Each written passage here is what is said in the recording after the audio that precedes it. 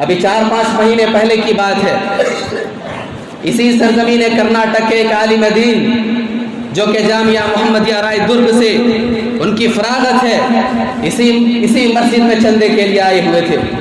اور میں آپ کو بتا دوں، وہ کسی مسجد یا مدرسے کے چندے کے لیے نہیں آئے ہوئے تھے، بلکہ ذاتی چندے کے لیے آئے ہوئے تھے۔ مجھے حیرت ہوئی، حیرت کی نگاہ سے میں ان کی طرف دیکھا۔ انہوں نے کہا شیخ، حیرت کی نگاہ سے دیکھ کر کے میری شرک سے زندگی میں اضافہ نہ کریں۔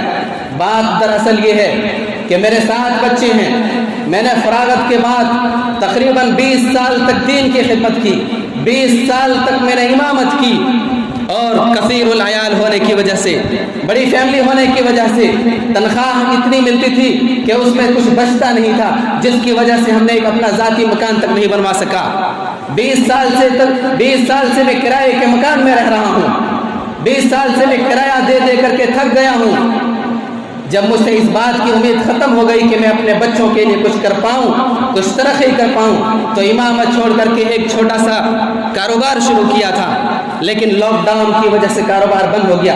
فاقہ کشی کی نوبت آ گئی، بھوک مری کی نوبت آ گئی، اور میں اپنے عزت نفس کو کچل کر، اور مزید یہ کہ میرا ایک بچہ بیمار ہے، اس کے علاج کے لیے پیسے نہیں، اور جس کی وجہ سے میں اپنے عزت نفس کو کچل کر خودداری کو بالائے طاق رکھ کر کے نکل گیا ہوں۔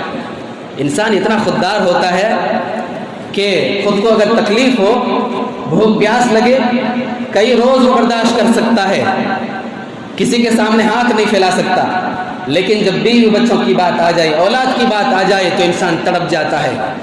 تڑپتی ہوئی اولاد کو انسان دیکھ نہیں سکتا، چاہے بھوک سے تڑپے یا بیماری سے تڑپے، بھیک مانگنے پر بھی راضی ہو جاتا ہے۔ یہ دکھڑا سن کر کے میں نے کہا کہ جمعے کے دن آئے، شاید کوئی مدد ہو جائے۔ انہوں نے حامی بھری اور چلے گئے، لیکن دوبارہ انہوں نے آنے کی زحمت نہیں کی۔ مجھے لگتا ہے ان کے عزت نفس نے انہیں ملامت کیا ہوگا، ان کی خودداری انہیں روک لیا ہوگا آنے سے۔ یہ ہے اس امت کے علماء کا حال، یہ ہے اس امت کے رہنما اور رہبروں اور پیشواؤں کا حال، یہ ہے وارثین انبیاء کا حال۔ کیا کل قیامت کے دن رب الجلال والاکرام ہم سے اور آپ سے نہیں پوچھے گا؟ ہم نہیں پوچھے جائیں گے؟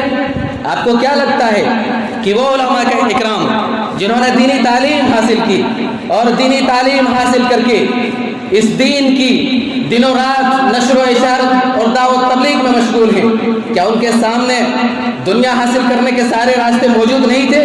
کیا وہ ڈاکٹر انجینئر نہیں بن سکتے تھے؟ کیا وہ لائر نہیں بن سکتے تھے؟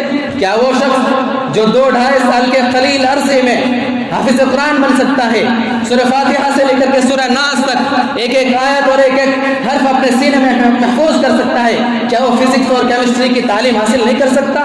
کیا وہ علماء اکرام بزنس مین نہیں بن سکتے تھے؟ کیا وہ ٹھیکیدار نہیں بن سکتے تھے؟ کیا دنیا حاصل کرنے کے سارے راستے موجود نہیں تھے؟ کیا ان کے ذہنوں میں یہ خیال نہیں آتا ہوگا کہ ہم اپنے بیوی بچوں کو کیسے پالیں گے؟ ان کے ذہنوں میں خیال نہیں آتا ہوگا کہ اپنے بچوں کی شادی کہاں سے کرائیں گے؟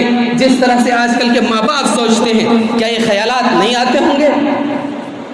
لیکن اس کے باوجود سارے خیالات کو ایک طرف کر کے، دنیا حاصل کرنے کے سارے راستوں کو ٹھوکر مار کر کے، ایک مشکل ترین راستہ اختیار کر کے اس امت پر کتنا بڑا احسان کیا ہے، کتنی بڑی قربانی دی ہے۔